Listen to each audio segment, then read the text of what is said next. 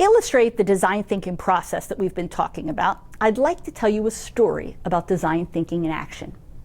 As we go through that story, I will note different tools and approaches that are being used.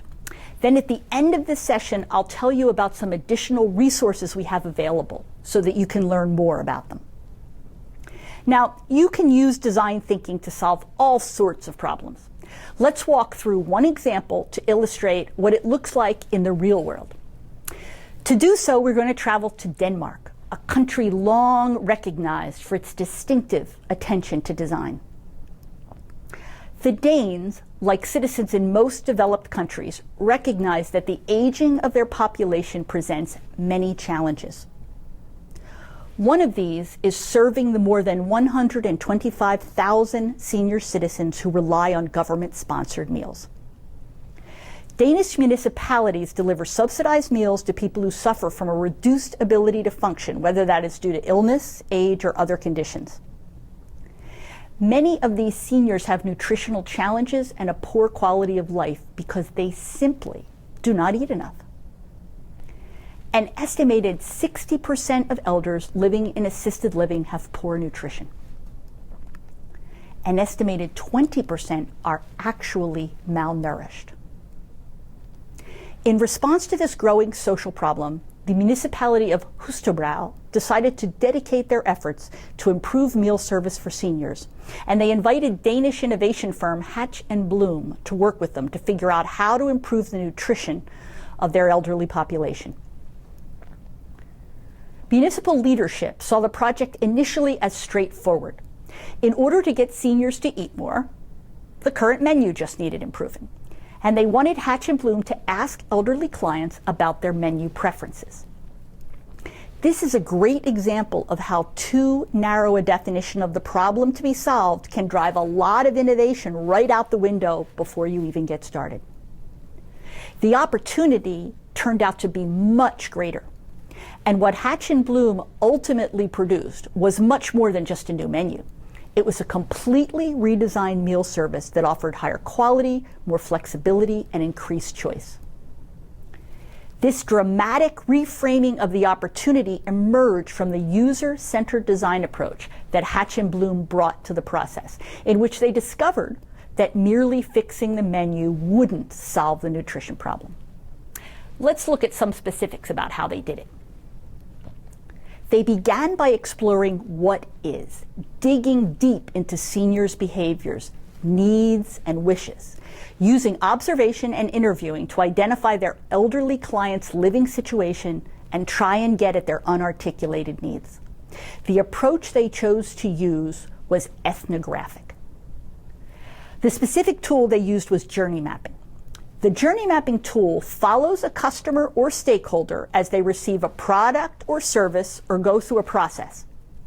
It pays attention to what designers call the job to be done. In some ways, journey mapping is not that different than the kind of flowcharts or supply chains we might use in business, but there are some crucial differences. Journey mapping recognizes that most of us are trying to do jobs that are both functional and emotional. A lot of the unarticulated needs turn out to be on the emotional side, making this tool very valuable for uncovering hidden opportunities to create better value for people. Hatch and Bloom used journey mapping to trace the experience of the elderly from beginning to end. They rode with food service employees who delivered the meal. They accompanied them into the homes. They watched as clients prepared the food, added ingredients, set the table, and then finally ate the meal. They also interviewed the supervisor of the food preparation process in her workplace. And what they saw in the kitchen surprised them. Working in a public service kitchen was a low-status job in Denmark, and kitchen employees seemed demoralized and unmotivated. It was not going to be enough to focus on the needs of the elderly, team members realized. They would need to address the problems of the employees producing the meals as well. And so the team decided it was important to broaden the scope of the project beyond just improving the menu. And they helped the municipal officials understand why this was necessary. From this dual focus on the people preparing the meals and on the seniors receiving them, a set of interesting insights began to emerge. They discovered that both the seniors and the kitchen workers had important emotional needs that were not being met. They were both experiencing feelings of disconnection and alienation. The social stigma of even having to receive such assistance weighed heavily on the clients. They were embarrassed. Help for cleaning was considered acceptable in Danish culture, but help for more personal needs was much less so. It also mattered who was providing the help. In Denmark, a senior hoped to receive assistance from a relative or a friend. If that was not possible, perhaps one could hire someone. But it was a last resort to receive assistance from the government. Also painful to seniors was the loss of control over their food choices. We discovered that deciding what kind of food they put in their mouths was the second most important thing for the elderly after taking care of their personal hygiene, the head of the Hatch and Bloom team told us. And they hated eating alone because it reminded them that their families were no longer around. All of these factors contributed directly to the nutrition problem and put it in a broader context. The less they enjoyed their situation, the smaller their appetites. The kitchen workers, Hatch and Bloom learned, were making the same boring, low-cost meals over and over, not because they lacked skills or because they just didn't care, but because of the perceived economic and logistical constraints that prevented them from doing something more interesting. The team also found positive things, however. They discovered that the generation of seniors they studied was very responsible and capable in the kitchen and had a keen sense of the seasons and positive associations with seasonal foods such as apples in the fall and strawberries in the summer. They also often tried to customize their meals by adding spices or using their own potatoes or vegetables. The Hatch and Bloom team also discovered that the kitchen workers really did care and wanted to do a good job. Once team members had finished their ethnographic research, they moved into the what-if stage. For this, they wanted to enlist a broader group of stakeholders in understanding the nature of the challenges and participating in creating a new and better meal service. They wanted to co-create with their important stakeholders. To accomplish this, they had a series of workshops that brought together a diverse set of stakeholders. It included public officials, volunteers, experts in elderly issues, kitchen workers, and employees of residential care facilities. Together, they reviewed the ethnographic research and developed insights and design criteria to form idea generation. This kind of co-creation is another important design tool. Inviting stakeholders into the creative process creates ownership and engagement as well as producing better ideas. The co-creation tool will turn out to be useful in every one of the 4 questions, as you'll see later. In the second question, Hatch and Bloom used a brainstorming process in which facilitators used analogies as trigger questions to help shift participants' mental models of food service as they generated ideas. The facilitators asked participants to think of the kitchen as a restaurant, triggering a creative rush. The kitchen workers, they assumed then, must be the chefs. And if they were the chefs, who were the waiters? This began to bring ideas like the condition of the vehicles used for meal delivery into the discussion. They continued to work with the restaurant analogy as they considered the food itself. Until that point, the menus had been minimalist, factual descriptions of the food, perhaps detailing how it was prepared. For instance, one item read, liver, potatoes, and sauce. That's not exactly a description that will make your mouth water, is it? But now participants in the workshop started to wonder, maybe we should look at actual restaurant menus. Maybe we should describe our meals in a completely different, more enticing way.